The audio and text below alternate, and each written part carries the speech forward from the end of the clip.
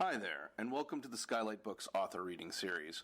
If you'd like to learn more about us and our many upcoming author events, please visit skylightbooks.com, where you can browse our inventory, buy books, and join our Friends with Benefits Club. You can also follow us on Twitter, Tumblr, and Facebook. To speak to a real live bookseller like me, please call 323-660-1175. Thanks for your support, and enjoy. We're so happy to have you here, and to kick off the event and introduce the author, please welcome Gail. Hi, everyone. So glad you could make it on this beautiful day. So I'm Gail Wronski. I'm with What Books Press, and I'm so happy and so grateful to Skylight Books for hosting this, our launch of our 2018 list. These are our two, I only have one book. We have two books of poems out. Here's Bill Mohr's book, and there's Paul Lieber's book, and they're both here to read. I'm going to introduce Bill, and then he'll read, and then I will introduce Paul, and he'll read. And there's wine and chips for later on.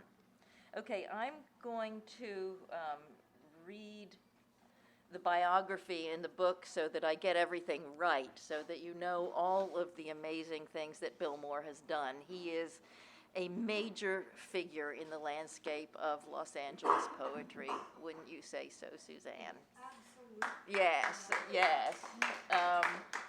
He was born in Norfolk, Virginia, attended high school in Imperial Beach, California, and was then educated at several institutions, including the University of California, Los Angeles, and University of California, San Diego, from which he has an MA and a PhD. In addition to having his poems translated into Croatian, Italian, Japanese, and Spanish, his writing has also appeared in over a dozen anthologies. From 1972 to 1988, Mohr was active in Los Angeles as an editor or publisher. Mohr's literary history, Holdouts, the Los Angeles Poetry Renaissance, 1948 to 1992, was published by the University of Iowa Press in 2011. His articles, essays, and commentary have appeared in journals such as the William Carlos Williams Review, Chicago Review, Journal of Beat Studies, and the LA Review of Books. He is currently a professor in the Department of English at Cal State University, Long Beach, where he has taught since 2006.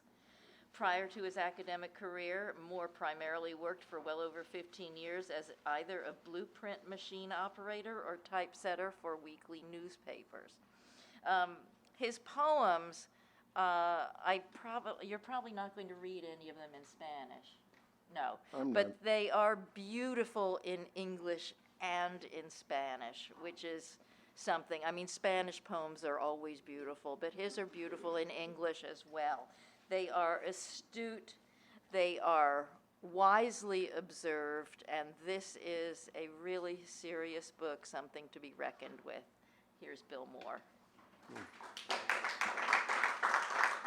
Well, thank you, Gail, and I think I'm going to stand. It's very odd to sort of be sitting there and you feel like this thing is, in your face, the way I'd like to be in Donald Trump's face. Or actually, I wouldn't want to be in his face. That's too. Well, I won't go there. First of all, I want to thank the store for having this event. I want to thank all of you for showing up. I used to be part of a bookstore years ago, and there's nothing more discouraging than bringing an author to a store and then there's no one to hear their work. So thank you all for being here on a beautiful day, I must say, here in Southern California.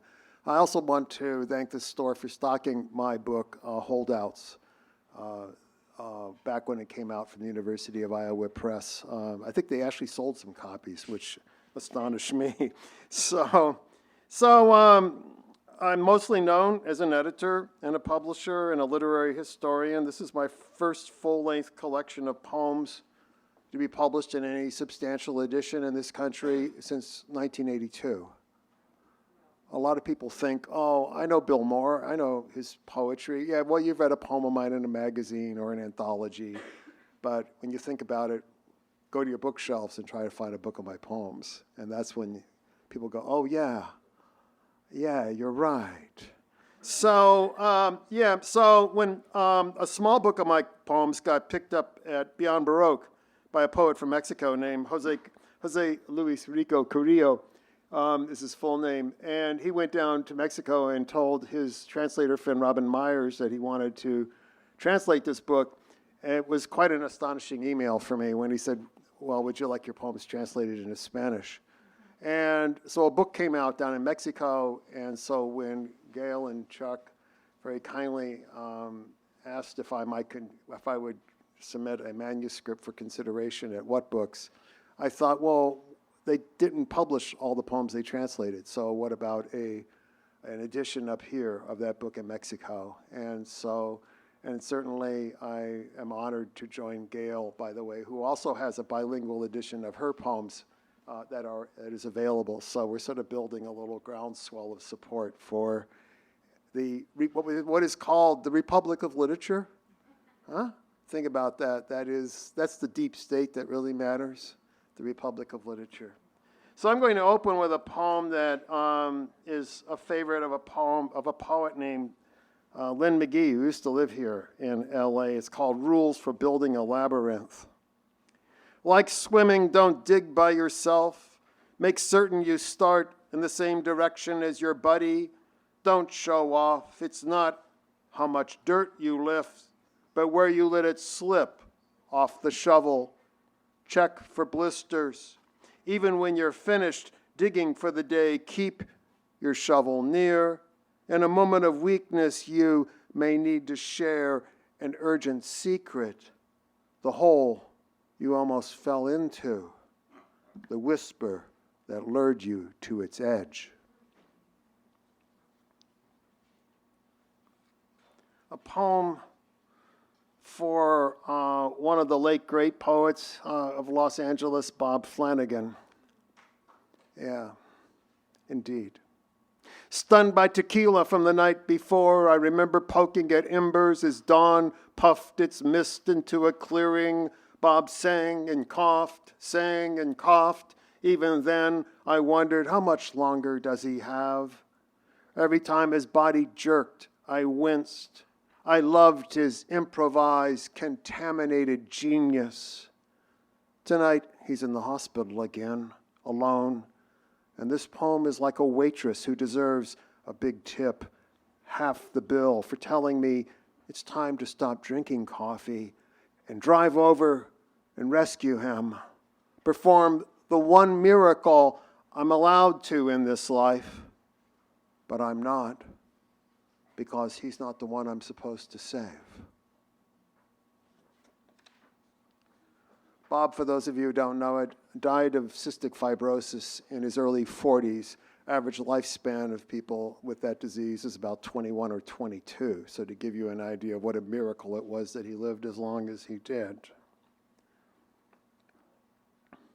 Gail mentioned I had some typesetting jobs, and one day on my way to the job, I saw this scene and wrote a quick little poem. Complexities.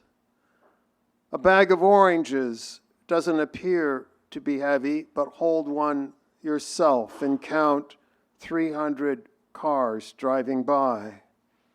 As she stands between the stack of salty peanuts and dusty grapes, the bag gets heavier, and it retains that heaviness when it's passed through the window, and the driver, hoisting it onto the passenger seat, thinks, this is a lot of fruit for $2.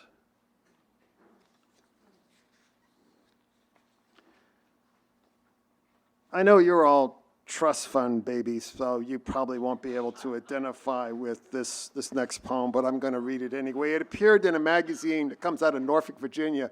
I can't believe that anything poetical comes out of Norfolk, Virginia. Frank O'Hara once in a letter described Norfolk, Virginia as an unmentionable body part of the universe. And I simply said, he got it wrong. He was too nice. It's actually the hemorrhoid of the universe. But it really was bad. But there's this magazine that comes out of there that's called it's called Blue Collar Review, and they publish poems about jobs. And they're going to have a special issue next. It's poems about jobs.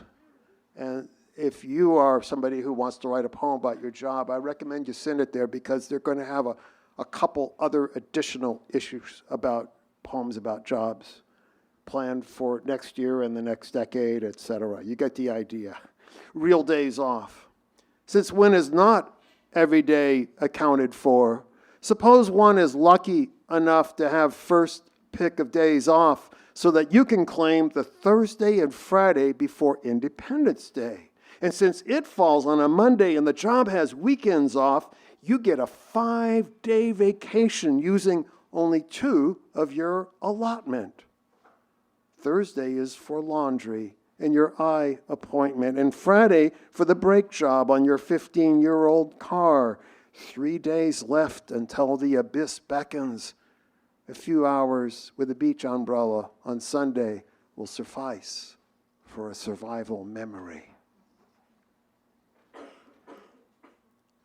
This is a poem that kind of surprises me because I wrote it when I was working as a typesetter in Century City in a sort of, like a 10-story building.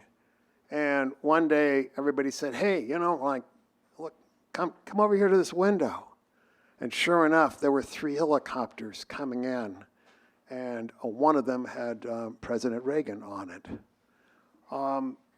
So I wrote this poem, and it was published in the LA Weekly, and I had no idea it would still be so politically relevant. In fact,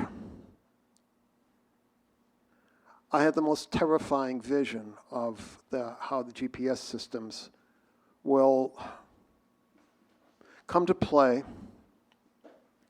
on the rough beast that's slouching towards Bethlehem right now, which is that car bombings have become really the rough beast that slouches towards us at this point of the century. And I had no idea when I wrote this poem in 1985 that it would be like this. Terrorism, the view from Century City. This time the president arrives in the final helicopter, its rotor blades crushing air against roped-off photographers. Halfway down its stairs, he raises his arm with a waveless jerk and steps into a limousine resembling one outside Beirut, in which a man is packing gelignite between the upholstery and the body's frame. Like an amateur smuggler, he's more concerned with quantity than hiding it. He's only careful with the timer, inserting it in a hollow fire extinguisher tucked behind the driver's seat. A curse. The gas tank's empty. He pumps it full at a station a man's just left, whose wife and daughter will erupt in an hour, their bodies briefly coiled by the explosion, then scattered with a singular vehemence. The crater underneath the extinguished space of their last step slowly expels a globe of stupefied air.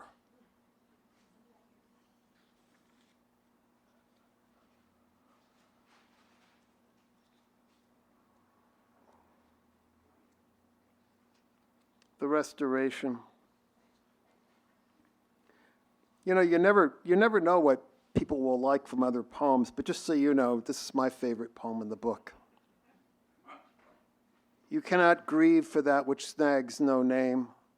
Without that wounded underbelly, memory cannot commune. Soon the name your friends and lovers savor as the firm edge of wistful voice will vanish.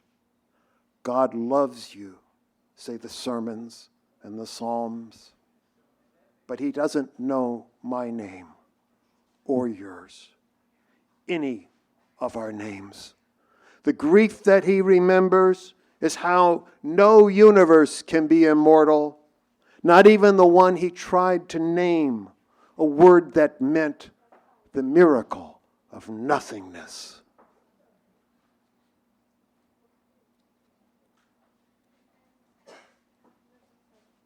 Back in the days when this store was known as Chatterton's, the store you're in right now, a poet read back in that space there named Lee Hickman. And Lee Lee struggled with that question that T.S. Eliot was once answered. And some of you, no doubt, have had this experience. You know, Eliot was said, somebody said, how do you know if your writing is any good? And Eliot said, you don't. If you have to know, don't write. Good advice, you know? So unfortunately, I didn't know that story back when this happened. An answer. A week before my car was stolen, I drove from Ocean Park to Cahuenga Boulevard and sat next to your bed. Saying yes or no to titles of poems I read, you listened and slept. Friends laughed when I said, my car's gone. No offense, Bill, but why? I guess an old car's not protected by its dents.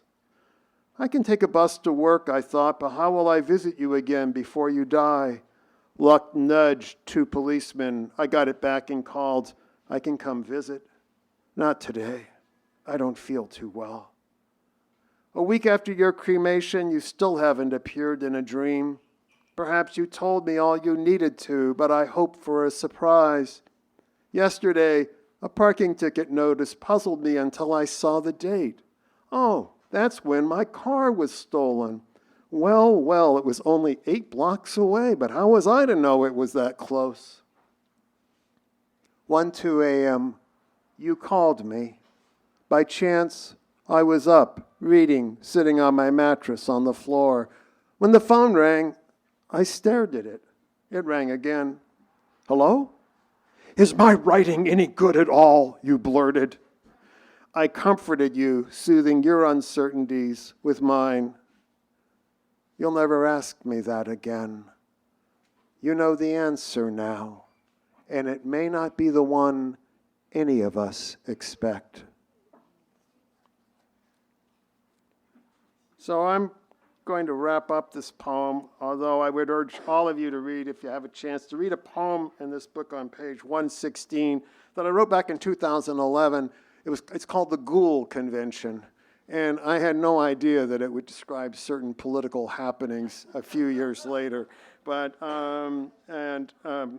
when it comes to the line about the picky eaters, I just think of what happened in a recent embassy in Turkey. So I'm going to close, though, with another poem. And after this poem, I would like Aleida Rodriguez, a really terrific Los Angeles poet whose work I've known for many years. I'd like her to come up and read the Spanish version of the poem to wrap this up. So Aleida, get yourself ready, okay? So this is a poem called Why the Heart Never Develops Cancer. One of the mysteries of the body is why the heart does not develop cancer. Every other organ in the body, stomach, skin, brain, lungs, liver, can develop cancer, but the heart squeezes itself again and again without the least trace of malignancy. It is as though the heart is a furnace, and anything cancerous which enters is immediately consumed by the heat of its pulse. On the other hand, the only pleasure the heart receives is imaginary. The skin, the stomach, the lungs, all these organs are capable of enjoying sensual life, the warmth of the sun, a feast of vegetables and turkey, a good smoke, and therefore they are more vulnerable. The heart has only its blood, our blood, to be its companion. Blood, like the heart, receives no direct pleasure, and it brings no relief to the heart, which denies that the body it inhabits means anything more than a warm place to work. The heart, like the life force itself, is absolutely impersonal. The heart does not care what happens to the body. It is there to work as hard as possible, for as long as possible. And in return for the body's acceptance of its indifferent loyalty, it never betrays the body by consuming itself, cell by cell. Oh, thanks very much. And Aleida Rodriguez, would you please come on up here?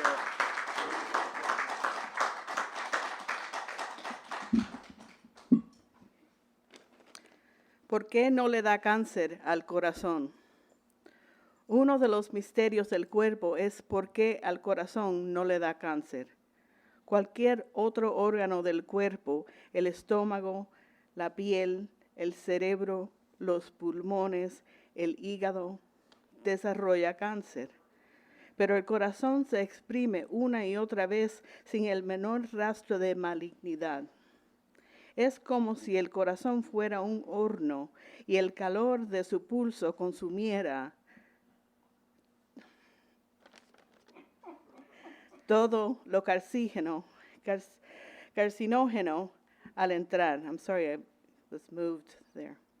Por otro lado, el único placer que el corazón recibe es imaginario.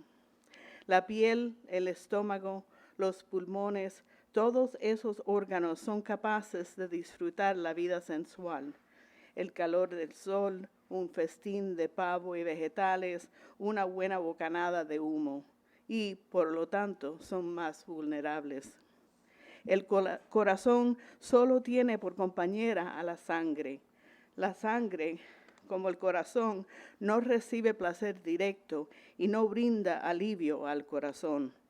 Y éste niega que el cuerpo que habita signifique más que un tibio lugar de trabajo. El corazón, como la fuerza vital misma, es absolutamente impersonal. Al corazón no le importa qué le pase al cuerpo. Está ahí para trabajar tan duro como sea posible, todo el tiempo posible. Y en reciprocidad, porque el cuerpo acepta su lealtad indiferente, nunca lo traiciona consumiéndose célula por célula.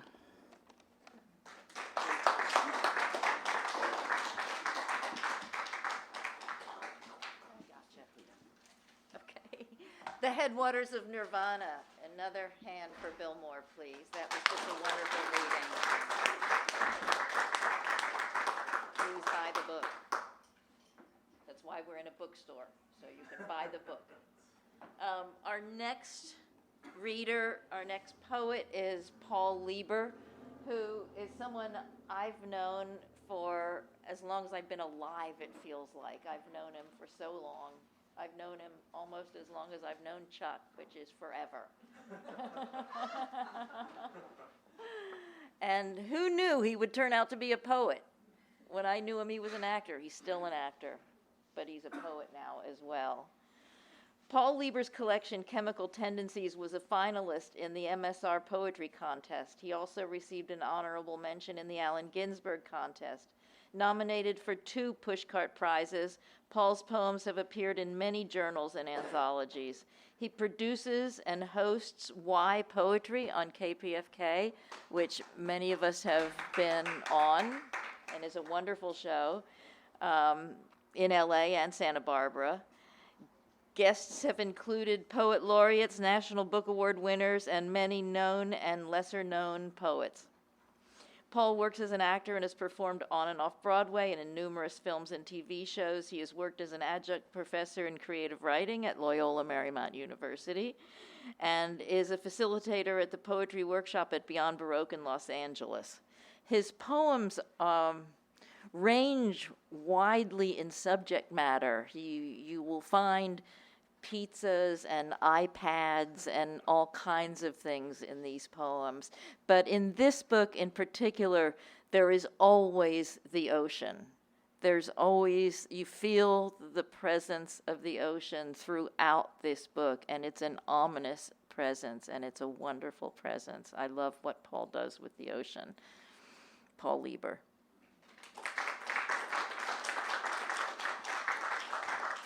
Yeah, I was going to bring the ocean with me, but it was too big. I'm gonna sit.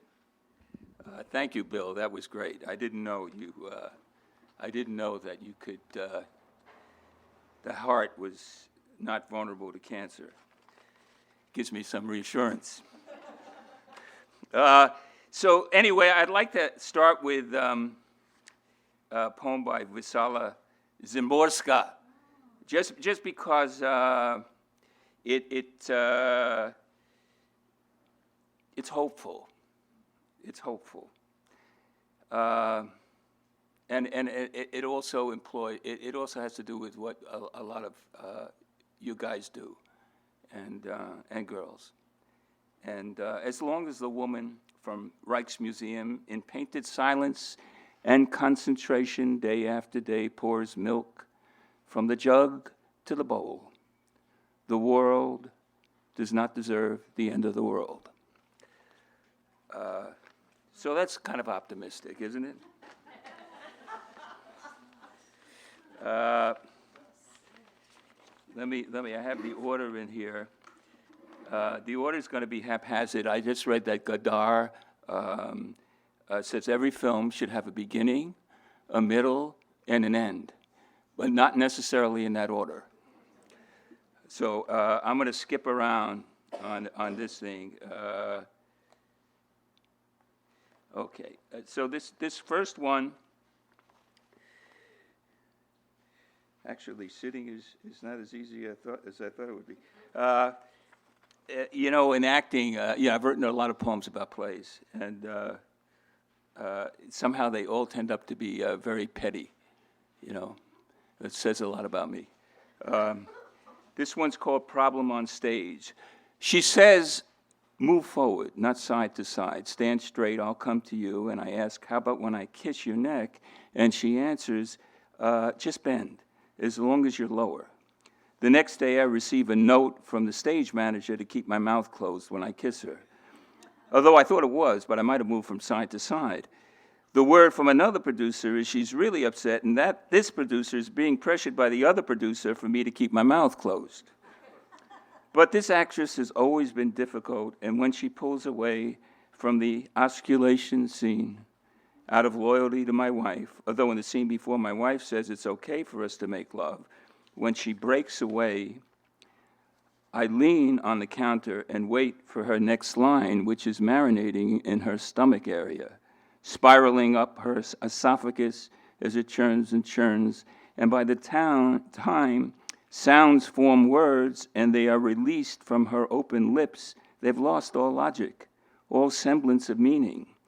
But in fairness, they're personal enough, and I'm thinking Lee Strasberg lives, although he too was misunderstood. And the knowledge that her actual sister is homeless and an addict no longer rouses my sympathy when she withdraws from the closed lips of my character, the lips her character is supposed to find irresistible. Could you tell me when there's 15 minutes? Somebody have a fucking watch or something that they could tell me? Okay. So, I do go back to the ocean. I lived near the ocean for a couple of years, and the epigram is, what is the epigram? For the start, is on the coast you have one main neighbor. That's William Stafford. And that was my main neighbor, and it's the ocean that would listen to me. No one else would, but the ocean seemed to be all ears. This one's called Navy. It rained last night. It's as clear as 1950, when I had pink skin and hadn't yet daydreamed murders. The hard lines of Catalina can be traced, and the cliffs behind me so defined each fold begs to be named, and you reflect a triangle of light. Your blue so dark, my mother would have called you navy when she could see. Your post-storm twitching with mini waves, scratching the shore. You had a difficult night of water bruises. I'm so tired of pricking myself. You ask why I keep returning, breathing waves. I'll read another ocean one, and then we'll get back to land. This one's called Pismo Beach. Why isn't there a fucking thing that the book can be over here? No, it won't work. But thank you. Pismo Beach, which is not quite where I would go to the ocean to see the ocean, because I lived in Venice. But this one was at Pismo Beach. I'm with your long-legged blood relative surging down as far is, with a crystal rinse spilling from fog. A stretch of sea I'll never see up close. My dog sniffs, circles, digs, a jerky predator of smells. To the right, the lanky porno pier sticks it into your belly. Your shore, dotted with shells and rocks, inequitable dispersal, a socialist shore. And you, the generous, lush-bound event, mist and faint mountain lines, then apparitions, memories, dreams, in ethereal strands, undulate to sand. Some deal was made at the start. Keep them rolling at all costs. Never mind pettiness, murders, white-collar crimes, or illegal wars. Just keep those waves coming, and they do.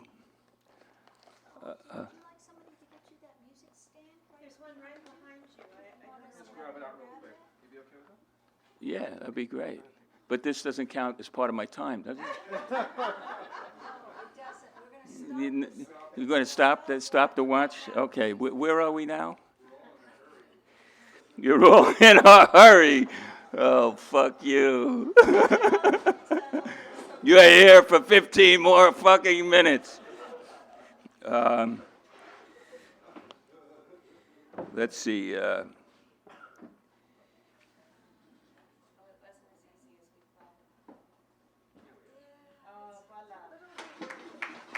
Oh, great. Great. You got a hand. Oh, that's great. That makes it easier. All right, let's go to my mother. You'll regret it, but let's go there. So this the part of the book is a lot my mother. My mother, well, it will speak for itself. It's called. The only thing that needs maybe a little bit clarification is my mother had a brown eye and a blue eye. There was a very little reference to that. I just spoke to Philip, and he was true to reviews. No frills, polite and compassionate. He'll pick up the body, burn it, ship the ashes, and $575 caps the deal. And my mother, whose thoughts so confused and amidst themselves and reality.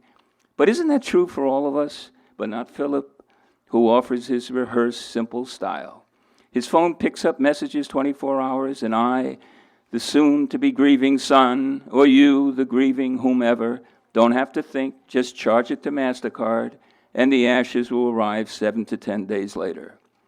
I'll take hers past security, scatter them in Tompkins Square Park, where they'll blow into the lips of hipsters.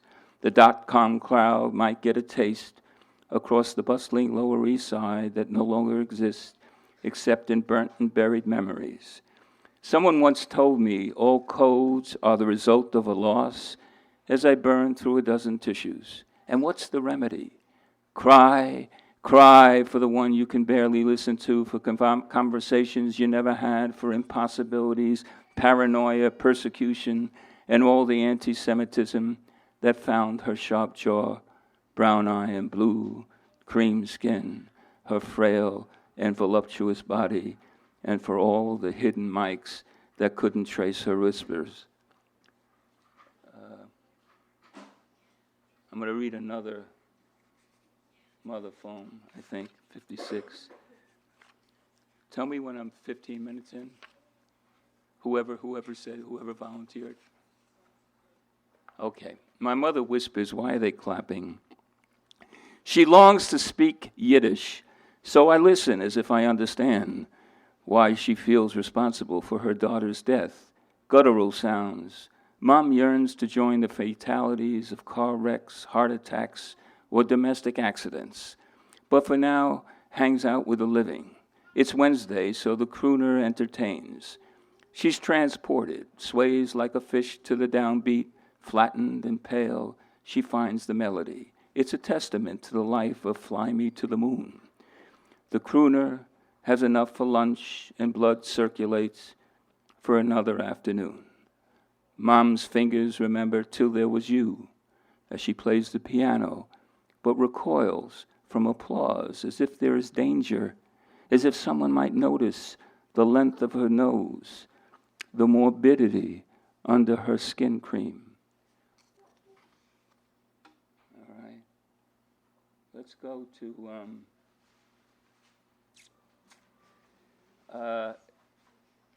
let's go to 73, page 73. You have no idea what that is. So if anybody here have, let me see how many guys here. Anybody, guys over 50 years old here? Oh, yeah, good. Okay, so maybe you'll relate to this. Maybe you won't. The women, I don't know.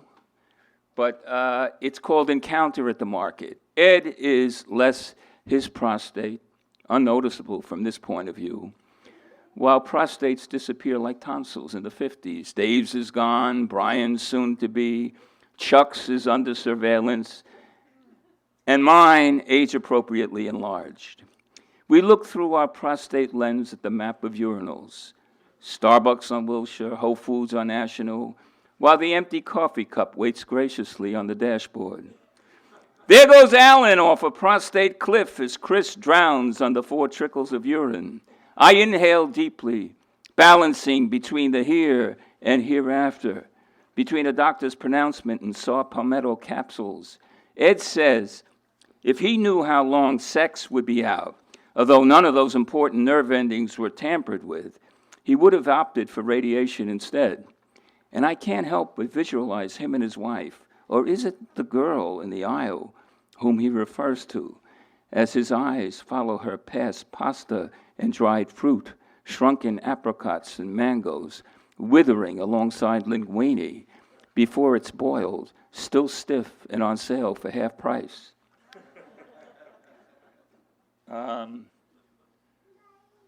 Okay, I'll go back to this one. I can't say anything about because I may get sued. So you'll understand that. Time-wise, how are we on time? I got 5 minutes left. All right, this one is called Dear Robert Dear.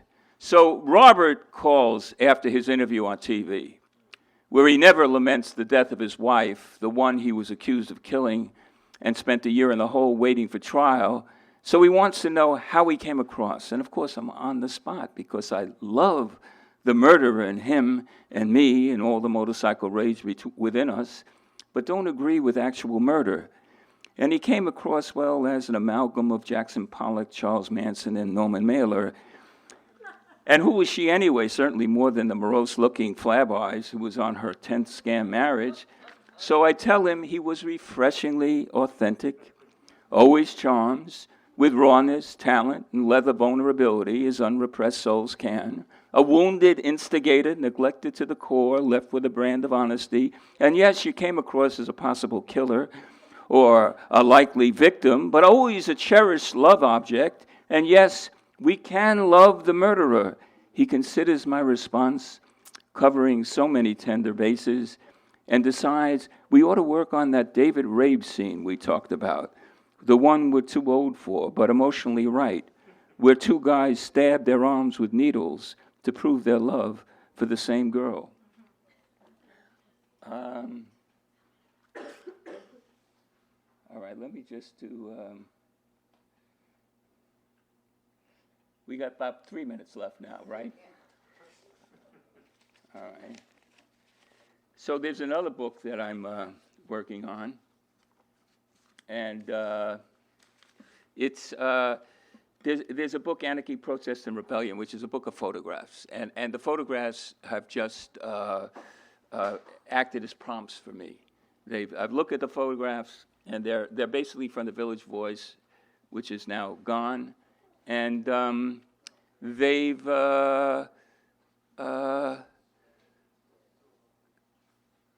made me kind of own my past in a way that I hadn't. And so I'm grateful for the book, and so I've written about 50 of these that are based on those photographs. And here's one, and it's photograph page 75. Then it became a Szechuan cafe. That will explain itself. Maybe it won't. Maybe none of this will explain itself. But anyway, then it became a Szechuan cafe. There's a line of Hasidic men with fur felt hats in Crown Heights, gathering with no date at the bottom of the photo. They've remained in the same garb for centuries. the same unbending beliefs in the mystery encased in the Torah, the mystery of the mystery and the mystery. They could argue among themselves and God, but keep those hats in place and pay us growing. I might as well be Christian, Muslim, Buddhist, an atheist among them, an infidel who gobbles gefilte fish, lachs, knedlach, potato kugel, and challah. I'd follow them into that cafeteria on East Broadway. I'd follow them into Friedman's on Canal and bite into blintzes at another table. I'd eat kasha vanishka with eggs. I'd listen to them argue forever from across the divide.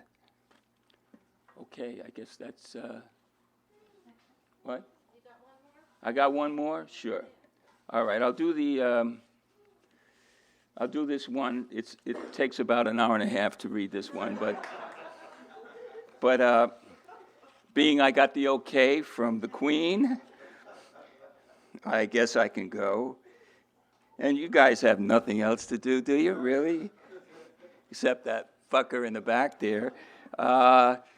This is called Los Angeles. It's just a typical day in Los Angeles. A car swerves in front of the Mercedes in front of me, and the Mercedes stops, and I stop, but the car behind slams my rear, and I hit the Mercedes in the rear, and we all pull to the side of the 101, 3/4 of a mile to the 110, going south at 6:45 p.m. to exchange our dates of birth and other intimacies. The guy in the Mercedes tells me he's attracted to men and women. I tell him 25 years ago my wife was crushed in a head-on and I could only identify her legs. The woman behind us speaks Mandarin but cries in that universal sob, and the registration whispers that the Ford is not hers. I uncork a bottle of Milagro and we drink to our entanglement. To the 101 freeway, somber sips for the 40,000 a year killed in collision. We pay homage to the deer mowed down on the 405, to the possums that blended with the 90, to the mangled, licensed, and unlicensed dogs, to mutts and pedigrees, cats, squirrels, coyotes, and the seagull that couldn't take flight fast enough. The 40 proof no longer burns, while the freeway ghosts dance in the Santa Ana winds, then relax on our dented hoods and fenders. We hide the tequila and our mood when the highway patrol arrives in wool-blended shirts, though the temperature is 98. We answer questions, thank them for clearing the battlefield, hug one another, deflate our airbags, and roll. Okay.